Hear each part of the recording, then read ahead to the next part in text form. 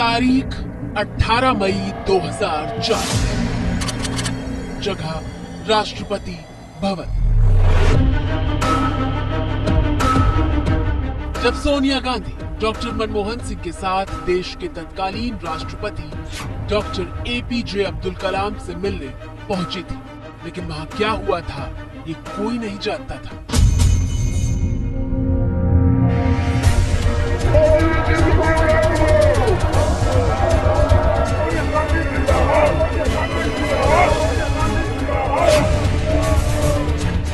ये वो वक्त था जब एनडीए की 6 साल की सत्ता के बाद साल 2004 के लोकसभा चुनाव में यूपीए ने जीत दर्ज की थी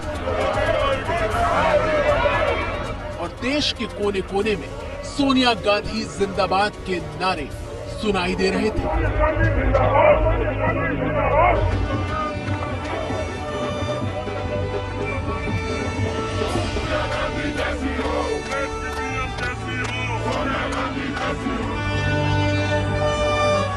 चुनाव सोनिया गांधी के नेतृत्व में लड़ा गया था। कांग्रेस पार्टी 8 साल बाद सत्ता में लौट रही थी।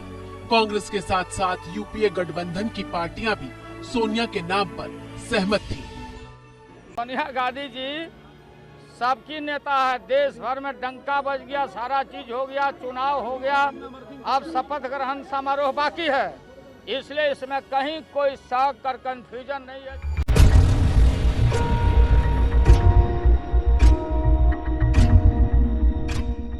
लेकिन पूरा माहौल सस्पेंस का बना हुआ था। 17 मई को सोनिया गांधी ने नए सांसदों को चाय पर 10 जनपद बुलाया था।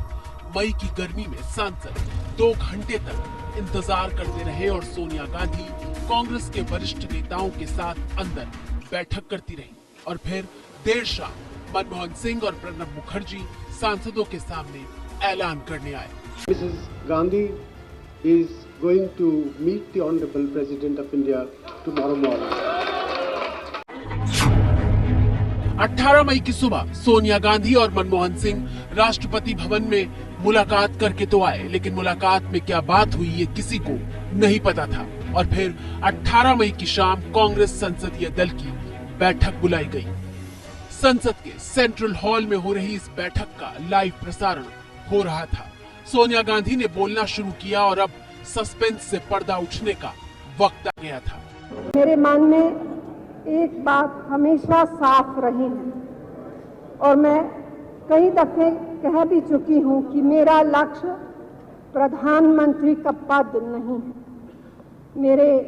मेरे सामने हमेशा स्पष्ट था कि अगर कभी ऐसी स्थिति पैदा हुई जैसी आज, तो मैं अपनी आत्मा की आवाज के मुताबिक चलूंगी। आज मेरी अंतरात्मा मुझसे कह रही है कि मैं विनम्रता के साथ यह पद स्वीकार करने से मना कर दूं। सोनिया गांधी ने जैसे ही पीएम पद लेने से मना किया, वहां हंगामा शुरू हो गया। मैं विनम्रता के साथ यह पद स्वीकार करने से मना कर दूं।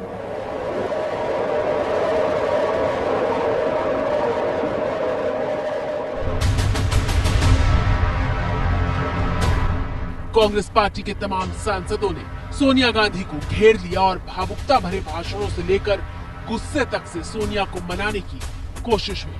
हमें केवल आप पे विश्वास है, हमें किसी और पे विश्वास नहीं है। सच बात यह है। You continue to lead us because it is the need of the hour. लेकिन सोनिया गांधी नहीं मानी। वो पहले ही फैसला कर चुकी थी और यहीं से देश को अगले प्रधानमंत्री के तौर पर मिले डॉक्टर मनमोहन सिंह।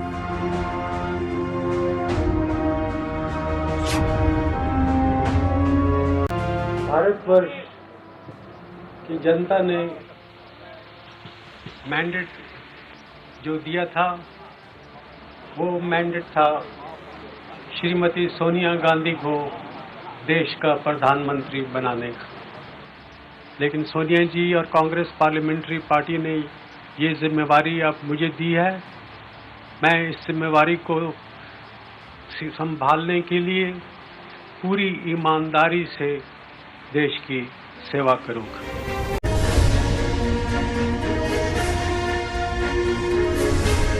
डॉक्टर मनमोहन सिंह एक ऐसी शख्सियत थे जो कभी किसी के लिए चुनौती नहीं बने। एक साफ सुथरे नेता वाली छवि ने 1998 से ही मनमोहन सिंह को सोनिया गांधी का सबसे भरोसेमंद बना दिया था। Our country will be safe in Dr. Manmohan Singh. लेकिन मनमोहन सिंह के नाम पर यूपीए के अहम सहयोगी लालू यादव तैयार नहीं थे। वो सोनिया गांधी को ही पीएम पद पर देखना चाहते थे। लालू के मना करने के बाद सोनिया गांधी डॉक्टर मनमोहन सिंह के साथ लालू के घर उन्हें मनाने के लिए गई थी। दरअसल सोनिया गांधी के प्रधानमंत्री पद से मना करने के पीछे एनडीए और खासकर बीजेपी का भारी विरोध था, जिसमें सबसे आक्रामक थी सुषमा स्वराज। ये लड़ाई मैं एक भिक्षुणी के तौर पर लड़ूंगी, जिसमें मैं रंगीन वस्त्र उतारकर केवल श्वेत वस्त्र धारण करूंगी, सफेद साड़ी धारण करूंगी, अपने केश कटा दूंगी, जमीन पर सोऊंगी और भुने चने खाऊंगी।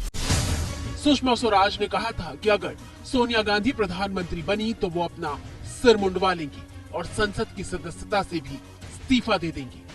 संसद सदस्य बनकर अगर जाकर के संसद में बैठती हूँ तो हर हालत में मुझे उन्हें माननीय प्रधानमंत्री जी कहकर संबोधित करना होगा, जो मुझे गवारा नहीं है। मैं नहीं कर सकती।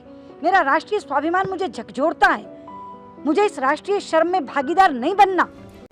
सुषमा स्वराज के साथ कई नेताओं ने सोनिया के पीएम बनने के खिलाफ मोर्चा खोल रखा था।